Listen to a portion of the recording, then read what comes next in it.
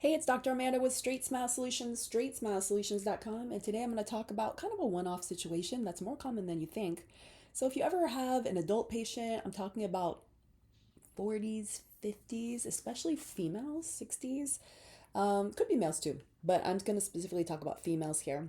Where you're starting to see some canting or a unilateral posterior open bite or just some general asymmetries, I want you to not think about the jaws. Well, not think about the teeth, not think about the face, not think about braces, not think about orthodontics, and think about joint replacement instead.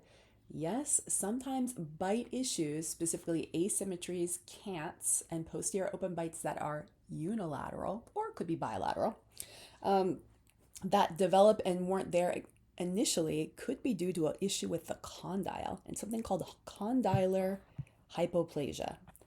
And here's an example of what you can see. And you could kind of see that in 2D panos before. I mean, when one was weird shaped, but you always wondered if that was an artifact. But nowadays with CBCTs, and you can have beam readers or whoever read it and diagnose it, if you're seeing asymmetries in the condyles in terms of the shape and the size, well, that might be why you're having asymmetries in the face and asymmetries in the bite and a posterior open bite on one side or both sides, with especially if you don't have like an obvious anterior interference, um, or anything like that.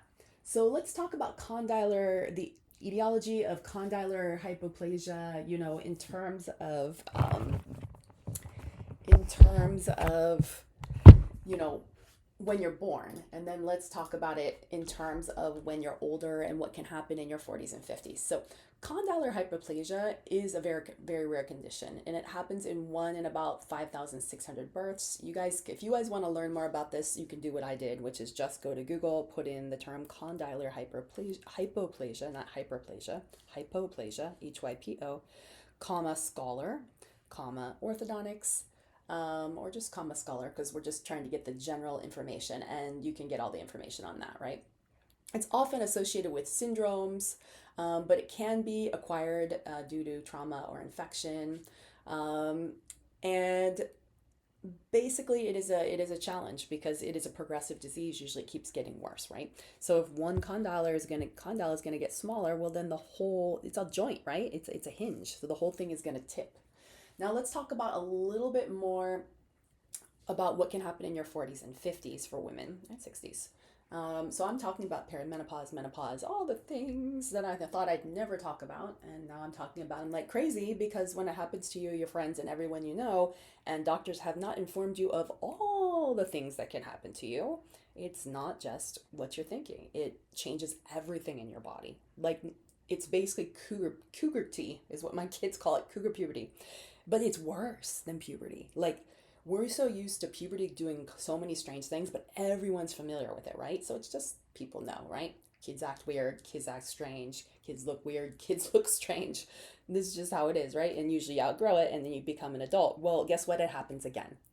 30 years later, your body reverts and does it all over again, but in the opposite direction. So, what can happen is when estrogen, especially if you're not on HRT, which is hormone replacement therapy, which by the way is now a good thing to do. For a good generation or two, it was a bad thing to do. And before that, it was a good thing to do. It's back, it's popular again. So I highly recommend it, by the way. But having hormonal shifts, e.g., an major estrogen drop, can actually worsen the symptoms, mimic issues, and increase pain, inflammation, and bony changes and asymmetry, affecting jaw function more. So that's why I'm pointing out these things often show up. Weird part about menopause is that weird things can happen and weird things show up that didn't show up before. It can make things progress a lot more, which can cause bone resorption and make the issues more pronounced in quote older women. Not that I think people my age are old, but yeah, so hormonal influence, inflammation, bone resorption, and everything. And if you want to learn more about that, again, you can look at all the lit review. There's not going to be like a textbook on this, okay? You have to literally do your own lit review. And if you don't know, if you're a dentist, if you're not a dentist, link to my channel. My channel's for dentists, so click off.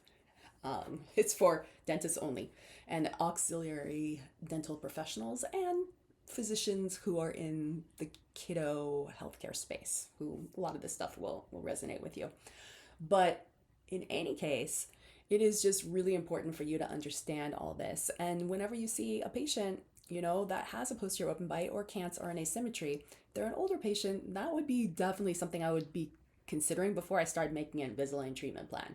And I'm starting to really recognize this more. And nowadays with beam readers and CBCTs, it's pretty easy to ask for, to send in that CBCT and ask for an analysis of the condyles, you know, and if there's any pathology or condylar resorption. If I saw a posterior open bite or I saw a Cant on a patient, I would specifically ask beam readers or equivalent. And I know I use beam readers like Kleenex. I just use it as a term. I don't care who you use.